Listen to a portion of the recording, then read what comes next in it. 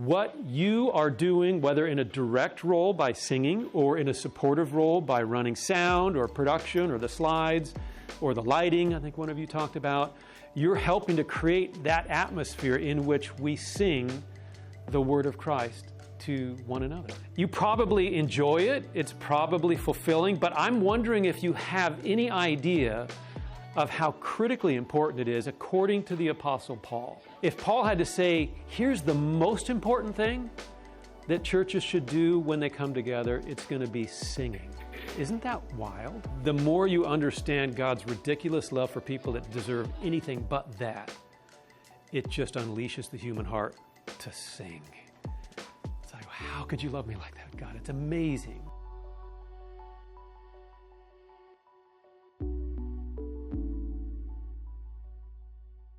I went to seminary back in the late 80s to be trained in cross-cultural ministry in order to go to Japan to be a church planter, because there's hardly any churches in Japan, hardly any followers of Jesus in Japan. I had spent a couple of summers there and thought, well, if I want to serve the Lord, that's where the need is huge. I already knew a little bit about Japanese culture and language, so I thought I would head that direction. So I was finishing seminary in order to go to Japan. Now, you probably have picked up, I'm not in Japan. I'm right here. And here's the reason why, and some of you will be familiar with this proverb, where it says, in their hearts humans plan their course, but the Lord establishes their steps. Can any of you relate to that? Just like you had your plan, but you're committed to Jesus, and Jesus is like, oh, I got a different plan for you, young man. And so what happened was, when I was finishing seminary and already had applied to my mission board to go to Japan, and they were very excited about that, because again, it's not like people were lining up to do that. I was interning at a church in Manhattan Beach, California, which is a very trendy place, still is, but back then it was. But I was working at a conservative Baptist church that was still stuck in like the 1940s or 50s. And so it had no relevancy to the local culture. And so the church was rightly trying to start doing things that were more contemporary. So they tried dabbling in some contemporary music, and it was awful. But I was there as an intern, and they said, can you help at all with what we're doing? And I said, sure. I play guitar, I sing, I have a musical background. And they said, good, you're in charge of the music now. So I'm like, what? So I started leading the early service, because you couldn't touch the 11 o'clock, because that belonged to the old school in the church. But it just grew like crazy. We had to go to a second one and eventually do a third one. And along the way, my mission board that was going to send me to Japan said, we're going to call a timeout on you, because it seems like God is doing something in you here at this church that we feel like it's not our place to remove you from. And I thought, well, that's got to be God. Like, that had to be God. So I thought, okay, then I'm going to be all in being a worship pastor, even though I had no idea what that was to involve. I was just making it up as I went along. And this is the 1980s, so it's not like there were lots of resources and lots of people writing worship songs. No, that just wasn't happening yet. And so what I ended up doing, I think I have a couple of pictures of this. So here's the earliest photo that I know of me leading worship. This happened to be at a funeral, so it normally didn't have so many flowers. But it was a college student who had died in her sleep. And so the family had asked if the rest of us, it was mainly college students plus myself, would work or serve at the funeral with the music. But yeah, so, and if you have really good eyes, you'll notice this is a 9-string guitar. For those of you musicians in the room, have you ever seen a 9-string guitar? I still have it. It's at home in a closet. But anyway, so not knowing what I was doing, I thought, I'm going to go back to seminary and get a degree, a second master's degree, in order to learn everything I could about music and worship. Because I wanted to know what I was doing, and I wanted to know that we were faithful to Scripture in the way that we were building this worship ministry, right? And so I did. Every class I took at seminary at that point was with an eye toward learning something about what the Bible said about music and worship. It ended up being, I ended up creating a thesis of about 160-something pages that was titled, The Role of Music and Worship According to Paul. And it was an in-depth study of everything the Apostle Paul had to say about music and worship. And ever since that time, I have felt a deep sense of stewardship, of wanting to share what I learned from that study with any group that would be willing to listen for a little bit. And so I've taught at a couple of seminaries doing that training. I used to teach at the old Biblical Theological Seminary, which is where our senior pastor Jason went to. Used to be over there in Hatfield. But I've also taught it to our combined worship and arts team out in Mannheim, over the years and even taught it here in this room 25 years ago. And so when Donovan asked me to share with you guys, I already knew where I was going to go. It was going to be something that helped establish a biblical foundation for you guys, because whether you're in production like some of you are, or running sound, or what did we talk about? Yeah, you were production, right? Yeah, so you're still supporting the gatherings, and of course you musicians, that's what you're doing. You're helping us to sing. And so do you have any idea how important the work is that you're doing? Like, you probably enjoy it. It's probably fulfilling. But I'm wondering if you have any idea of how critically important it is according to the Apostle Paul. And the deal is, like, Paul almost said nothing about music and worship, but he only mentions it 3 times. But the 3 times he mentions it, every single one is worth our attention. But we're going to look at one of them. Okay?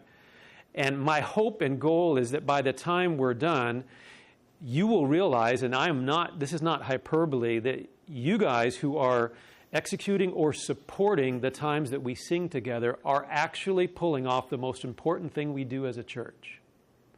It's more important than the preaching, as it turns out.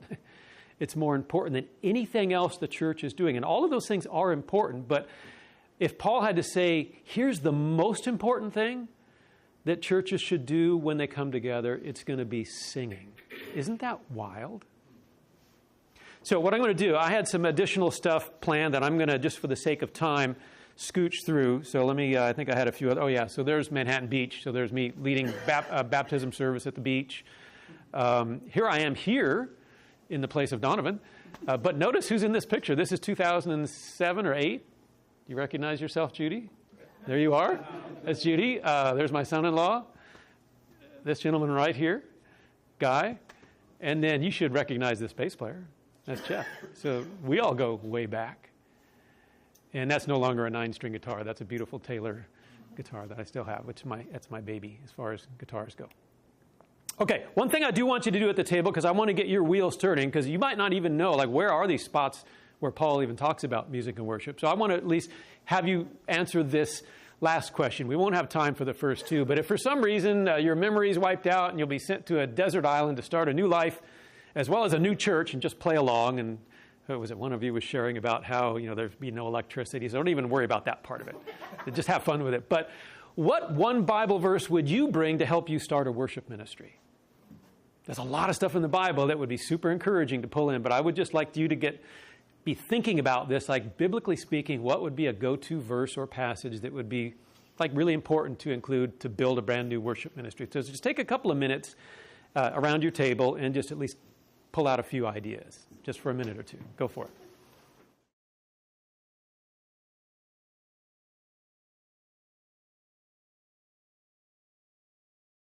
Okay, that's more than enough time to Google something. So what did you guys come up with?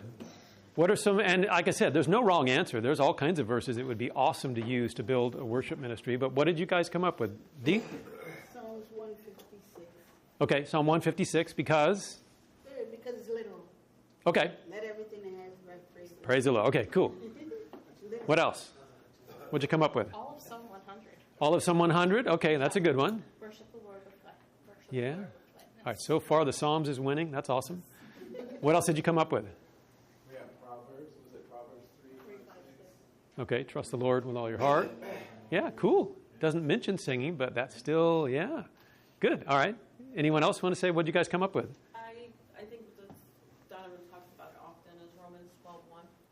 Romans 12:1. Okay, yeah, that has guided our worship ministry at LCBC for some time now. Yeah. I've got one. You got one? Colossians 3:16, let the word of Christ dwell in you richly, teaching and admonishing one another in all wisdom, singing psalms and hymns and spiritual songs with thankfulness in your hearts to God. Boom. Turn your papers over. Wow. That's the one I would have picked. That's the one that Paul, I think, leans into the most.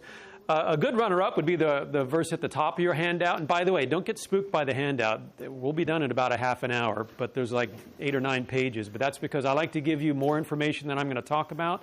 So that way, if you want to know, like, how did he get there, you'll have the notes. Okay, I don't have time to walk you through everything, but I wanted to give it to you. But yeah, 1 Corinthians 14:26 is also one of Paul's passing references. This is from the Message, where he says, so here's what I want you to do, speaking to the church in Corinth. When you gather for worship, each one of you be prepared with something that will be useful for all. And what's first on the list? Singing. So already we get a sense, because that's probably the earliest of Paul's letters where he mentions something about music. He gives priority to the singing. So that caught my attention years ago. I was like, why does he start there? Why wouldn't he start with, like, bring a message or, have a life group or whatever? Instead, he mentions singing. And so I just want to take him seriously and answer this simple question: why do we sing when we gather? And I don't know if you're like me, my history kind of reveals two things that sometimes people have tended to think the singing is accomplishing, and that is, well, maybe three things. For some people who don't like music and they are out there, it just kills time until the important stuff. The message is usually... Like, I remember when I was at Community Baptist, that backward Baptist church in Manhattan Beach, even after years of leading worship there, people would still arrive late. Like, that's a common thing. Christians often arrive late for gatherings. And so we had a similar format that we have now, where we do a few songs up front, and then the band would disappear behind the stage, and we had our own little green room. It was upstairs. And so as we were going up the stairs, there'd be people coming down the stairs to get down to where the church was, and they would be arriving just then. And they would say, oh, no, has the preaching started yet? And we would say, nope, they're doing the announcements. Oh, good, because we didn't want to miss that. And not once did anyone say in that stairway, oh, no, we missed the singing, because that just wasn't important in anyone's mind. Now, for the rest of us that love music, which is probably most of you in this room, you probably, think, well, it's a great way to get ready to hear the message, right? It's sort of like a heart tenderizer. It just sort of opens you up to spiritual things, and now I can hear from the... But again, is it just serving the preaching? Is that what music does? Or is it just fluff or filler until the preaching? Like, what if we didn't have any preaching in the service and we just sang? Like, would that be okay? And Paul would say 100% okay, because of this verse. So let's take a look at it. And here's the part where I'm going to have to fast forward through a good chunk of it. But that's because if you look at the two scholars that I quoted under where it says understanding Colossians 3:16, one of them says this is in fact one of only a handful of passages that give us some insight into the content and character of earliest Christian worship and enable us to say anything about it. So he's recognizing this is a really kind of rare occurrence where Paul is now weighing in on what Christians should do when they gather.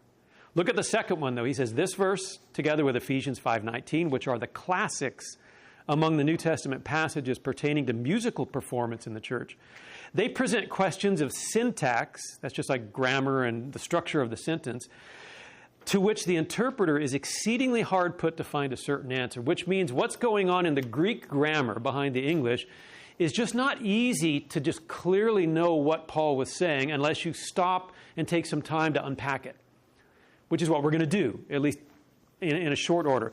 But let me show you how then those of us that don't speak Greek are, we just go with the English translations, but depending on the translation you used, you may not hear what Paul is saying. And let me give a caveat for that. That doesn't mean that every time you read the Bible, you have no idea what's being said unless you learned the Greek. No. But this is one of those rare places where you really have to... Well, let me put it this way. I'll give you a tip. For those of you that like to read the Bible and especially occasionally want to study the Bible, you should always consult more than one translation for this very reason. I would say probably 3 is a good place. Like maybe the one we use, NLT, and then 2 others. Just pick whatever other 2 that you've heard of that you think are good. ESV, NIV, doesn't matter. And if you read them and they don't all sound the same, that's a clue that something's going on in the original language. It's going to require a little more digging. Most of the time, they'll all say the same thing. I'll give you the easiest one. When Jesus said, love your enemies, you know what that meant?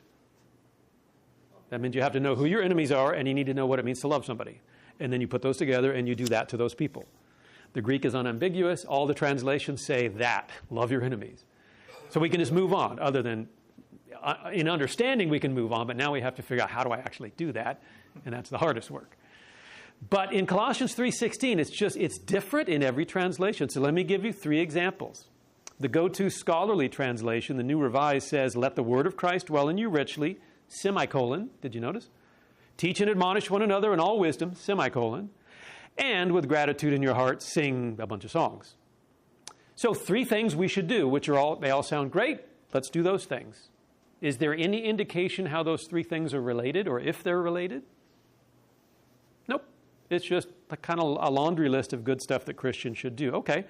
If you go to our translation, the NLT, it says, let the words of Christ, notice the S on words of Christ in all their richness live in your hearts and make you wise. Use his words to teach and counsel each other. Oh, that's a new thought. We're to use Jesus' words to help encourage each other. That wasn't in the first one. But then it has a period and it says, oh, and by the way, sing psalms, hymns, and spiritual songs. Okay, and why should we do that singing? It doesn't say. But now look at the NIV. Let the message of Christ dwell among you richly as you teach and admonish one another with all wisdom. And please circle the word through. This is the big, what the heck? Is he saying that? The word through. We're to teach and admonish one another in all wisdom through psalms, hymns, and songs from the Spirit, singing to God with gratitude in your heart. So notice, now Paul is saying the way in which you become a church in which the message of Christ dwells richly is if you teach and admonish one another through what? Singing. Think of what else he could have said. But instead he's like, no, singing is going to get the job done. And so is that what Paul said?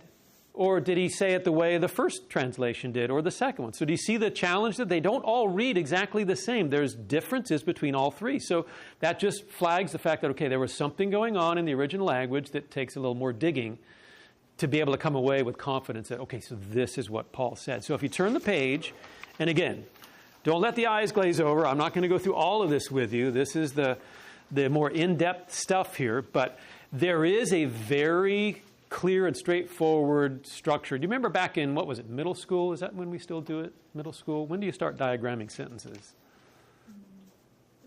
Middle school, high school. You remember when you had to do that and you just wanted to kill yourself? It's like, I don't care where there's a subject and object and verb and blah, blah, blah.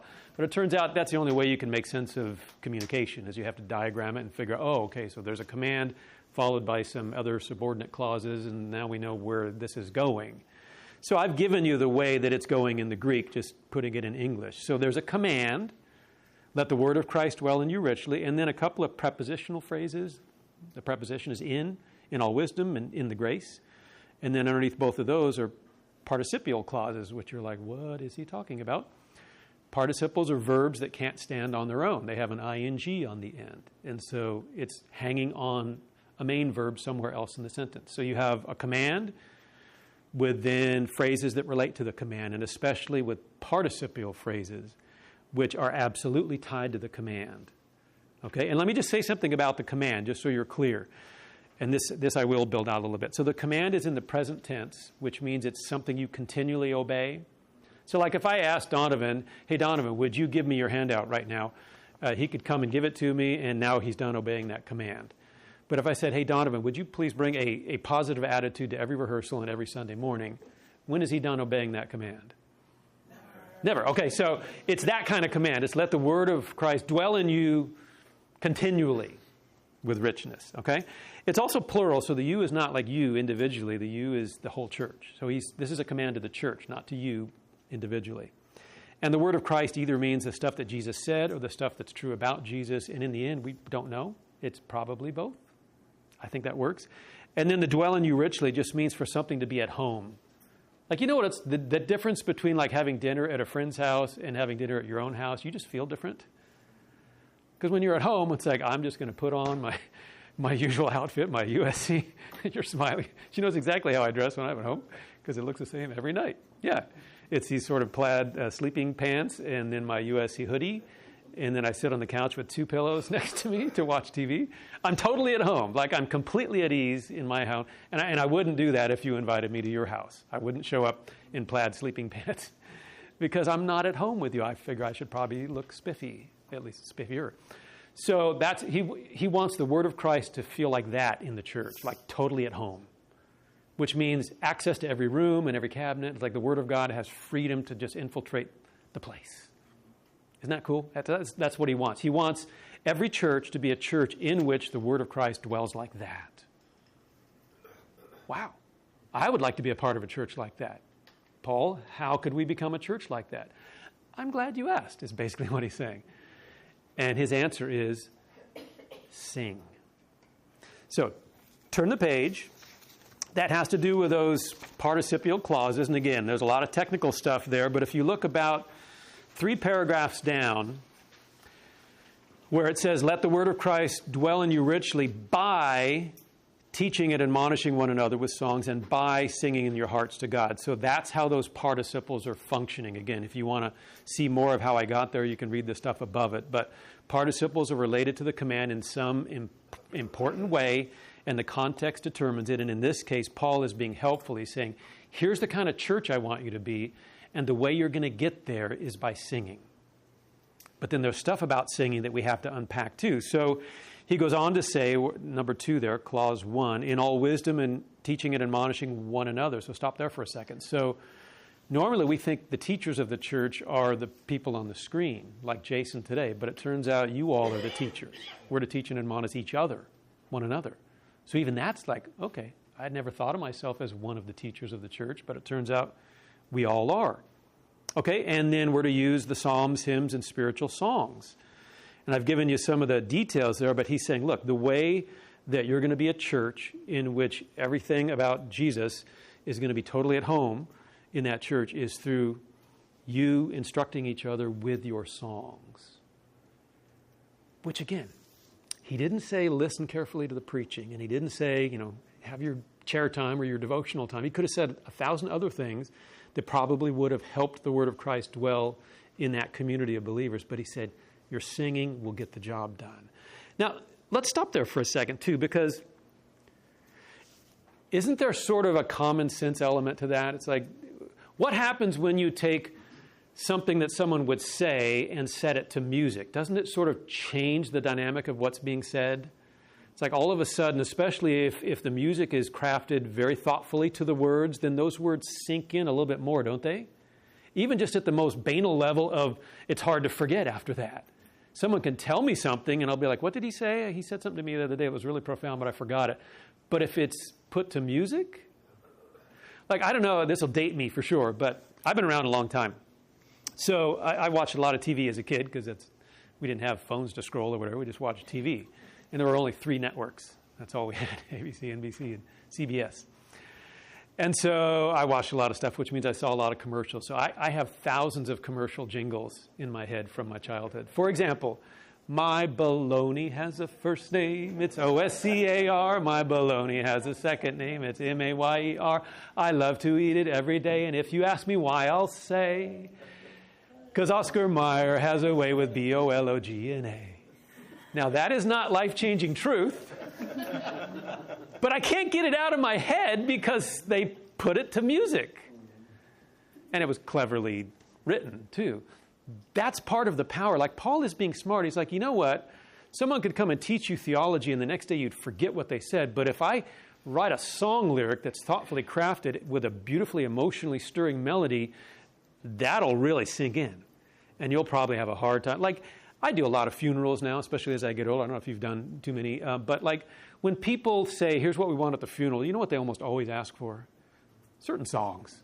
They don't care what you preach. Just say something, pastory. But it's like, I want to make sure you sing, great is thy faithfulness, or I can only imagine. Or they always have song because it's like, those are the things that stick. Those are the things that allow their heart to get involved. You see what I'm saying? It's like Paul is just smart. He knows that if the truth about Jesus is going to settle into a community of believers, you have to put that truth to music. And then you have to sing it to each other. And then we will learn about our faith as we do that, and it'll stick. You guys following me?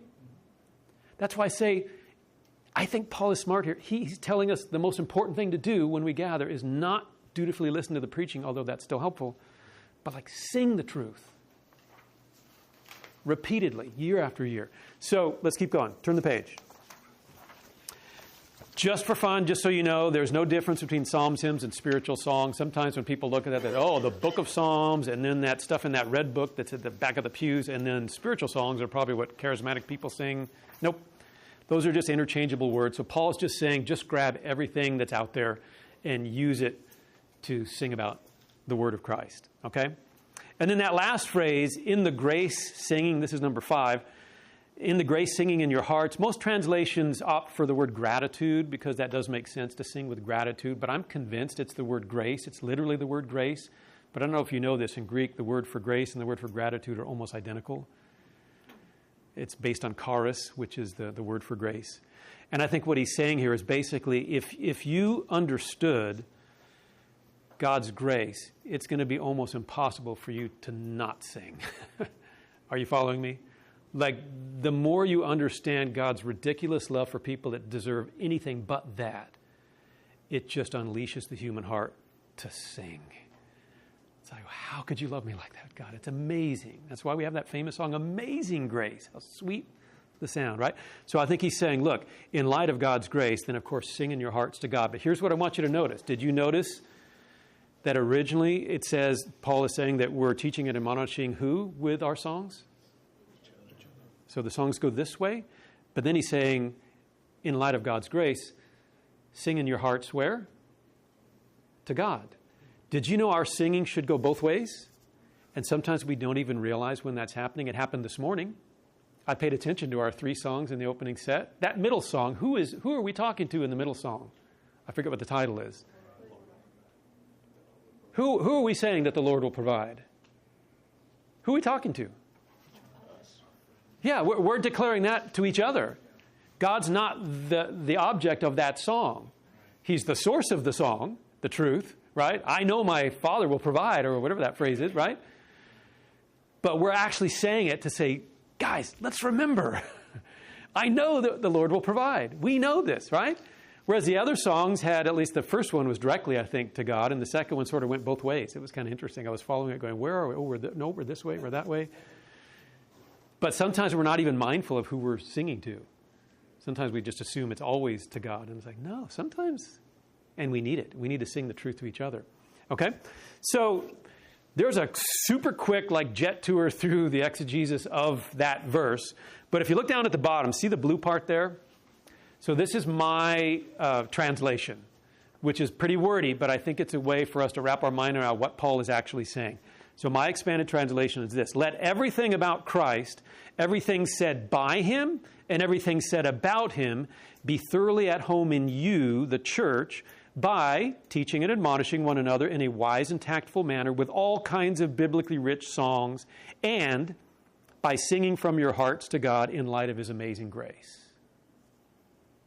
Again, a lot wordier than what Paul said, but that captures, I'm convinced, exactly what the early church in Colossae would have heard him saying. That we want to be a church in which everything said about Jesus and everything said by Jesus is going to be so at home in us. And we're going to get there as we sing biblically rich songs to each other and biblically rich songs to God, especially in light of his incredible grace. So once again, guys, what you are doing, whether in a direct role by singing or in a supportive role by running sound or production or the slides or the lighting, I think one of you talked about, you're helping to create that atmosphere in which we sing the word of Christ to one another. So yeah, it turns out you guys have the most important job in the church. Did you know that? And I'm not saying walk up to Jason next time he's here and says, my job's more important than yours, dude. No. I mean, Jason understands this too. I've taught it in his hearing as well. So this is just a reminder that it's not fluff or filler to sing, and it's not just, whipping people up into an emotional state so they can receive the word. All of that's probably true to some degree, but it's in the end, if all we did was sing, and as long as we chose carefully crafted songs that enshrines the word of Christ, Paul's yep, that'll get the job done then. That'll do it. So in some ways, I don't want you to be prideful about it, but I want you to hold your head high. It's my goodness, I'm contributing in my unique way with my gifts and my service to the most important thing we do when we come together. Which is why, even though I've long since left being a worship leader, now I'm a bass player, so I contribute to the team, but it's man, I wish I was able to participate more than I'm able to time-wise, because I know where the action is. I know what gets the job done. It's you guys leading the rest of us to sing the truth of Jesus week in and week out. And so let's just talk about some of the implications of that. So turn the page. So and this is where you just need to write in the fill-ins. Oh, that's right. I've got them on the slide, so that way it'll reinforce it. So the first thing is just obvious by now, I hope, that singing is a vital part of gathering as a church. Like, it is not an optional extra if you like music. It's vital. Like, we can't survive as a church without it. Singing is a vital part of gathering as a church. And then, let's just keep going. Number 2, singing helps our love for Christ really sink in. It does. That's the power of music, right? If the word of Christ is going to be thoroughly at home in us, then singing will get that job done. And I'll bet, we don't have time to talk about this, but I'll bet you can think of songs that have done that for you. Like, you came away, like I remember years ago when someone introduced this brand new song called In Christ Alone. You remember that one? That just talks about like the whole life and ministry of Jesus from verse after verse after verse. And it's so powerful because it talks about his death and his resurrection and his return. And it's like all of a sudden I was like, I'm a part of that. Like, it sank in because of that song all those years ago. And we have current ones. Son of Heaven, when Son of Heaven came out, it was like, oh my gosh, that's part of the story we're in. It's like, that's what the music does. It helps our love for Christ really sink in. Third one, singing is not only talking to God, it's also talking to each other. Okay? And again, that's where we tend to think that what we're doing is we're worshiping God when we sing, but that's not technically true all the time. Sometimes we're encouraging each other. And maybe we're always encouraging each other, but some songs are specific to encouraging each other. And it should be obvious in the lyrics. But do you pay attention to the lyrics when you sing?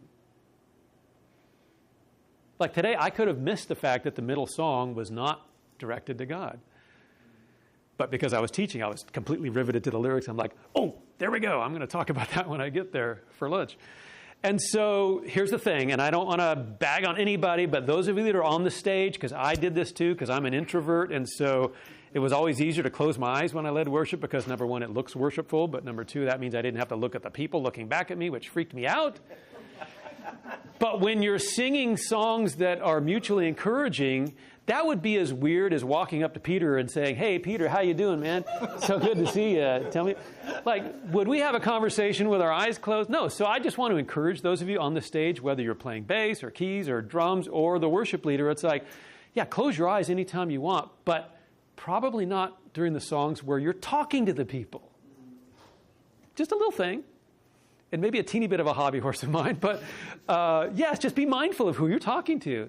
And that's the best time to look out. And by the way, if you're smart, I learned this years ago, you know your go-to people that will take the awkwardness of that out. It's like Lori and Lauren in the front row and whichever. It's like, I'll look at them all day because they're just dancing and raising their hands. Ronnie Kaufman, I'll look at him all day because he's just like, I don't care how I sound. I'm just going to go crazy singing. And yeah, so you'll find your people that you can look at and go, look at that. And then you just feed off each other. Like when I see Laura and Lauren, I'm just like, I should start moving as a bass player more than I am because I tend to just stand and play. We were talking about that last night. Sorry, probably too much information. All right, number 4. Singing is something we can and should do together. Like, it's impossible to come away from Colossians 3:16 and think that there's any performance aspect to the singing that we do. And yet it looks like that, doesn't it? So that's where we have to be careful. You're on the stage lights, the haze, all that thing, and people could be reduced to an audience and still enjoy it. But is that what's going on in Colossians 3:16? No, you get the sense that like everybody should be participating. And so the challenge for us is, I wonder what we could do to encourage more participation. And so even pronouns. So the one thing about the set today that I noticed is every pronoun was first person singular. I, me, my. Okay, that's fine. And it's still true. There's plenty of psalms that do that. But it's like we're doing this together. So I wish songwriters would use more we and us in the writing and less I and me, just because we're doing this together. You tracking with me? Again, it's a small thing, but it's like it's not unimportant, especially when we celebrate communion. When we use the I, me songs, it's like that's the opposite of the point of communion, is that we are the body of Christ coming together. We. Okay? But there's also other things like, whoever writes the songs, making sure the melodies are accessible to people that aren't musically skilled. would increase participation. Picking keys that aren't too hard for the guys to get to. And I know there's challenges with that because we feature keys that favor our vocalists, but sometimes if you lose the guys, and that's the thing I'm always sensitive to, and I have a pretty good voice, so I can hang high or low, but most guys, it's like all of a sudden, I ain't singing because I can't go there. And they'll just listen, and we've reduced them to an audience. So just lots of little things that we could do to help make it more participatory. All right, number 5, singing is a major way that we learn about Christ and grow in our faith. And that's almost on the nose of what Colossians 3:16 is saying, right? We teach and admonish one another through our singing. And so let's just make sure then that our songs go there. And there's a couple of things here. I've given a lot of subpoints here, but I think I'll skip most of them. You can read them on your own. But 2 things I want to highlight is, number 1, songwriters should make sure that we're covering the ground really well. I'll give you an example. It happened in this room on that stage right here in the old auditorium here. So I was brand new on staff, and let's see, you were playing, so you might have even been a part of this gathering when I was asked to do the music to give Jay Kratz a break for the first communion service that we had since my family moved out. So I love communion, absolutely. Give me the repertoire, and I was given a couple of pieces of paper with all the songs that I had to pick from. And I couldn't find a single song in our repertoire that talked about the death of Jesus or the cross. Not one. Not because there was a committee that said, let's make sure that we ignore the cross and the death of Jesus. It's just because songs were picked and they were great, but nobody was paying attention to, are we ever singing about Jesus' death? And we weren't at that period. So I had to actually import 3 or 4 songs that we had never sung about the death of Jesus for that communion service, because it's like that's where you're supposed to go, right? So that's why it's important. It's like, man, we should be, especially those, I guess it's at Mannheim that picked the songs, it's like, are we covering the ground? Like, do we have songs about the death of Jesus, the resurrection, his return, even just who he is, like God in human flesh? Do we go there? Much less things like the Trinity, like God is this marvelous mystery of Father, Son, and Spirit. Do we ever sing that? Like, all of that, if we want to, learn about Christ and grow in our faith, then we've got to be singing all that truth about him, right? And again, most of you don't have anything to do with picking the songs, but let's just realize that, man, people are going to remember the songs they sang. They're going to forget all the sermons they heard. And when they die, they're going to have requested a certain song, and hopefully it'll be a song that helped them learn something about Jesus and grow in their faith. There's some other stuff you can read on your own there, but go to number 6. Oh, you know what? Here's the top of, right above number 6, that quote. This is a good thing to include. This is Bob Kauflin, who wrote a beautiful book called Worship Matters, which I would recommend to any of you. But he said, a good measure of how we're doing in long-term planning is what I call the 20-year rule. If someone was born in our church and grew up singing our songs over the course of 20 years, how well would they know God? Would these songs give them a biblical and comprehensive view of God, or would they be exposed only to certain aspects of his nature and works? Would they understand the glory and centrality of the gospel? So again, Bob is just acknowledging what Paul does. It's like people come for 20 years, like do they know more biblical truth because of the songs that they've sung? Or is it just certain lanes of, like, we often sing about God's love, and we should, but sometimes we don't ever sing about his holiness or other aspects of his character, much less, all the aspects of the good news, Jesus' death, his resurrection, his return. So again, that's more on the shoulders of those that choose the music. But I thought that was a very wise way. I like that 20-year rule, a wise way of thinking about it. All right, number 6, singing, get to the slide there, should include a rich variety of compositions. Right, and so the idea is that, and here's where, since a number of you mentioned the book of Psalms, when you talked about your go-to verses, one of the beautiful things about the book of Psalms is it gives us permission to follow the lead that we find there. 150 different song lyrics. And did you know about a third of them, the lyrics are rather, what are some of the words? Emotionally distraught, depressed. They typically call them psalms of lament. It's like they're complaints. They're whining in the spirit is what they're doing. Do we have those songs? I love what Jason said today in the message, right?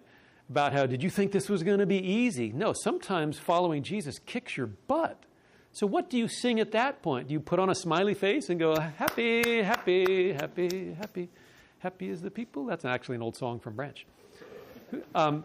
Or can we sing, God, I feel like crap today, and yet you're still good. Like, and please don't. That's copyrighted, so you can't steal that one. Okay. Right? So you see what I'm saying? It's like the book of Psalms, it's recorded. The book of Psalms gives us permission to sing the entire range of emotions that come up when we're trying to follow Jesus. Both the joyful ones and the ones where it's like, I am totally depressed right now. But I'm not going to give up on God, so I'm just going to tell him how I feel in song. Like, again, a third of the Psalms do that. So that's what I love about that book, is here's the God-approved songbook. And it's like, it goes everywhere. And some of the lyrics are simple, and some of them are very complex, and some of them talk about wanting your enemies to be killed. It's like, wow, we could sing that? That'd be fun. Write one of those, Donovan. All right, so yeah, rich variety. And I think we have a lot to learn on that one. And the last two here, number 7, is singing should be expressed with sincerity and devotion. And that's just simply dialing in that phrase, in your hearts, singing to God. See, have you guys ever done this? You're in church, you've done dutifully what Donovan said, you stood up, you're singing the songs that are the words on there, and when you're done, you realize, I don't think I thought at all about what I just did. Or I'm standing up and not singing, and I'm looking at my phone going, oh, who just texted me? So I'm completely miles away, and yet, have you try being a worship leader and finding that a problem sometimes where you're not even dialed into what you're doing. Like, been there, done that. So sincerity and devotion, like your heart needs to be fully engaged, and who cares what your voice sounds like? That's not the issue. But God really does take issue when all we do is give him lip service, but our hearts are far from him. Jesus even said that in his day, where he said, he quotes Isaiah as saying, with your lips you bring me honor, but your hearts, like, where are they? And I think a lot of times that's what our singing is. It's just lip service. Or maybe it's just, I like that song, or I don't like that song, so we become like a connoisseur of the worship, where it's like, I'll sing if I like the song, and I won't if I think, that's the heart you want to bring? Being critical? So sincerity and devotion absolutely has to be there. And then lastly, singing reveals and strengthens our understanding of God's grace.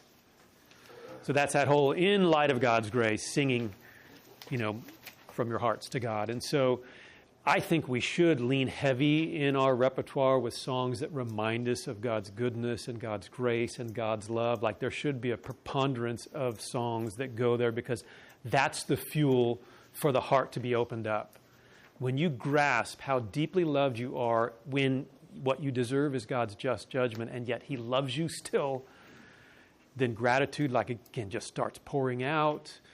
And just the desire to express our love and appreciation to God in song, it's just easier. And so anything we can do to just continue to add fire to that flame is going to be a win for our singing. And so I think that's one of the things we do the best at LCBC, is just continuing to go back to remember. Like, we have so many songs about the goodness of God right now. Some of them are on the nose, but it's like, of course, that's exactly what we should sing about, because this is what just allows our hearts to be burst wide open into saying, thank you, God. You're so good even when life is hard. So these are all things that just flow out of Colossians 3:16, and it's just one sentence where Paul says, this is the kind of church I want you to be, a church in which everything that's true about Jesus and everything he said is totally at home in you, and the way you're going to get there is by singing that truth. Which means you guys are doing the most important thing we do at LCBC.